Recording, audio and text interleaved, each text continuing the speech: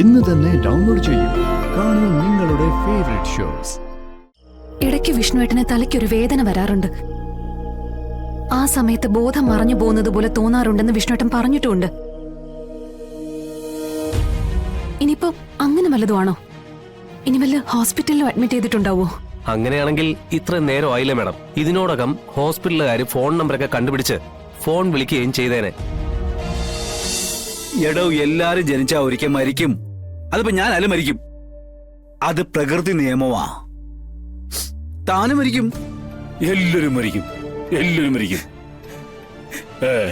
അല്ല, ഇവിടെ ഇപ്പൊ ആര് മരിച്ചെന്നാ പറഞ്ഞേ?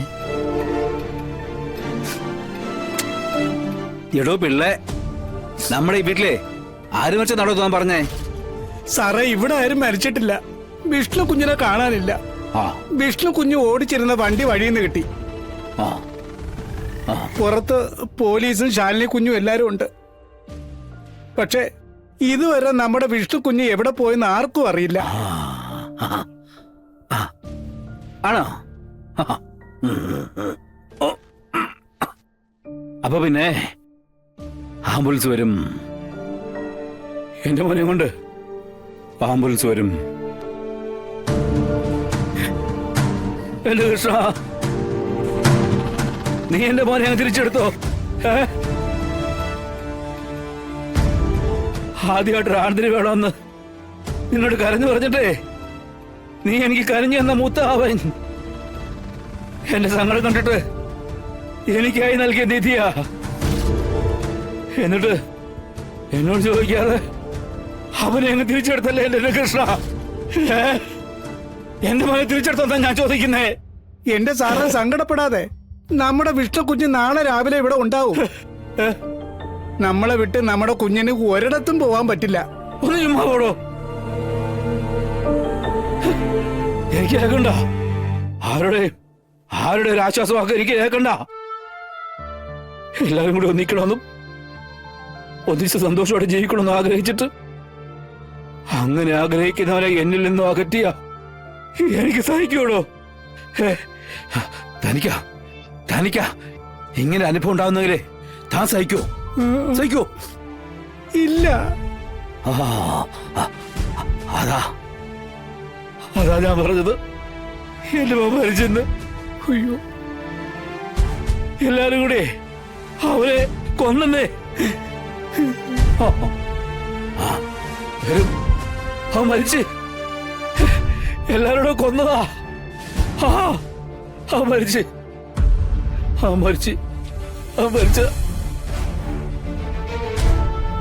എന്തൊക്കെയോ ഓർത്ത് ഇങ്ങനെ പറഞ്ഞോണ്ടിരിക്കുക. എന്ത് പറഞ്ഞ് ആശ്വസിപ്പിക്കണമെന്ന് അറിയില്ല. ഓർമ്മ ഇടയ്ക്കിടയ്ക്ക് പോകുന്നുണ്ട്. ഇപ്പൊ പറയുന്നതല്ല പിന്നെ പറയുന്നത്. ഇതിന്റെ അപ്പുറം സത്യാമ്മയുടെ അവസ്ഥ. ശാരദാമ്മ ആശ്വസിപ്പിക്കാനുള്ള വഴിയൊക്കെ നോക്കുന്നുണ്ട്. കുട്ടികൾ വല്ലതും കഴിച്ചോ പൊറ്റി? എവിടെ കഴിക്കാൻ? അവരും വിഷ്ണു അച്ഛനെ തിരക്കുന്നുണ്ട്. രണ്ടുപേരെയും കൂടി മുറിയിലിരുത്തിയിരിക്കുക. കഴിക്കാനും കൊടുത്തിട്ടുണ്ട്. കഴിക്കൂന്ന് കണ്ടറിയണം. ഭാമേ,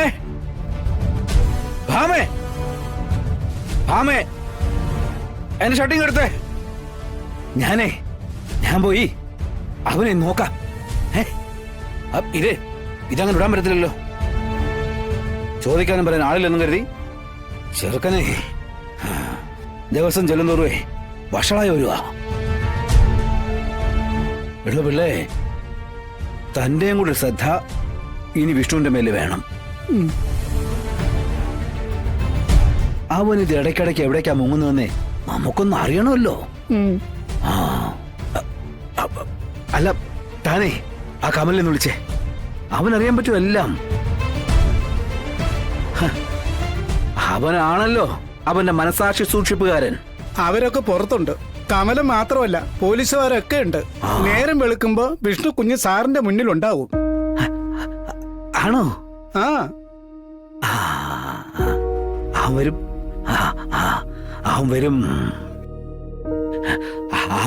വരട്ടെ. എന്നാലേ നമ്മുടെ ഈ വീടേ ഒരു വീടാവത്തുള്ളൂ.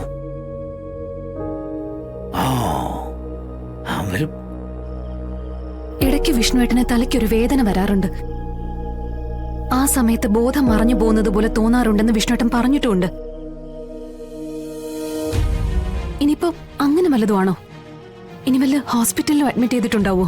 അങ്ങനെയാണെങ്കിൽ ഇത്രയും നേരം ആയില്ലേ മാഡം? ഇതിനോടകം ഹോസ്പിറ്റലുകാർ ഫോൺ നമ്പറൊക്കെ കണ്ടുപിടിച്ച് ഫോൺ വിളിക്കുകയും ചെയ്തേനെ. മാത്രമല്ല സ്റ്റേഷനിൽ ഫോൺ കോൾ വരും.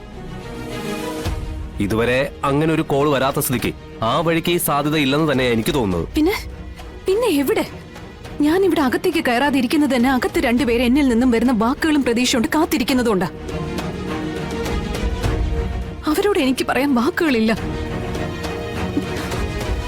ഇതിനിടയിൽ എനിക്ക് എന്നെ ഒന്ന് സമാധാനപ്പെടുത്താൻ പോലും സാധിക്കുന്നുമില്ല. പിന്നെ എങ്ങനെയാ ഞാൻ അകത്ത് കയറി അവർക്ക് ധൈര്യം കൊടുക്കുക? എടുത്തമ്മേ, നമ്മളിനിപ്പോ എന്ത് ചെയ്യും? എനിക്കറിയില്ല കമല. എനിക്കൊന്നും ചെയ്യാനോ ചിന്തിക്കാനോ പറ്റുന്നില്ല. ഞാനിപ്പോ ചത്ത് മരവിച്ച അവസ്ഥയില ഇവിടെ നിൽക്കുന്ന. അപ്പോ സത്യമ്മ? എനിക്കറിയില്ല എന്താണ് അവസ്ഥയെന്ന്. എനിക്കറിയില്ല. ഞാനും നീയും പിടിച്ചു നിൽക്കുന്ന പോലെയൊന്നും ആ പാപത്തിന് പിടിച്ചു നിൽക്കാനാവില്ല.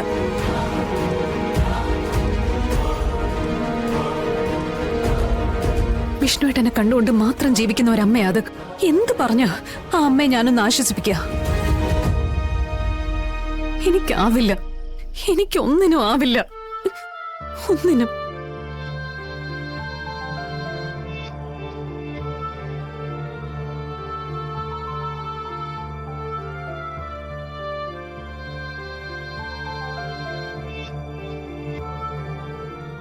ഇന്നലെ വരെ ചിരിച്ചും ചിരിപ്പിച്ചും കളിച്ചും നടന്ന എന്റെ കുഞ്ഞ് എന്റെ കൂടെ ഇല്ലിപ്പോ. എവിടെ പോയെന്ന് ചോദിച്ചാ ആർക്കും ഉത്തരവില്ല. ഞാൻ എന്താ ചെയ്യണ്ട? എനിക്കെന്റെ കുഞ്ഞിനെ ഇപ്പൊ കാണണം.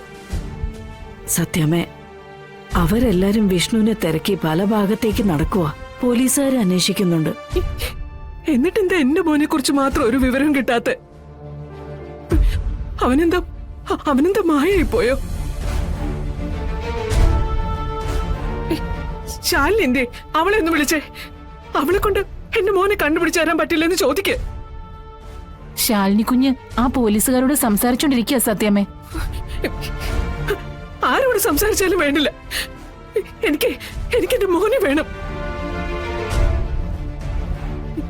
അവനെന്തെങ്കിലും പറ്റിയിട്ടുണ്ടെങ്കിൽ സത്യഭാമ ഇനി ജീവിച്ചിരിക്കില്ല. ഞാനും ചാവും. ഈ വീട് ഞാൻ കത്തിക്കും. എന്റെ മോനില്ലാത്ത വീട് എനിക്ക് വേണ്ട. ഒരാളും വേണ്ട ഇവിടെ. ഒരാളും വേണ്ട. കൂട്ടത്തോടെ എല്ലാരും ഞാൻ കത്തിക്കും. കൂട്ടത്തോടെ എല്ലാവർക്കും മരിക്കാം. കൊല്ലും ഞാൻ എല്ലാരും.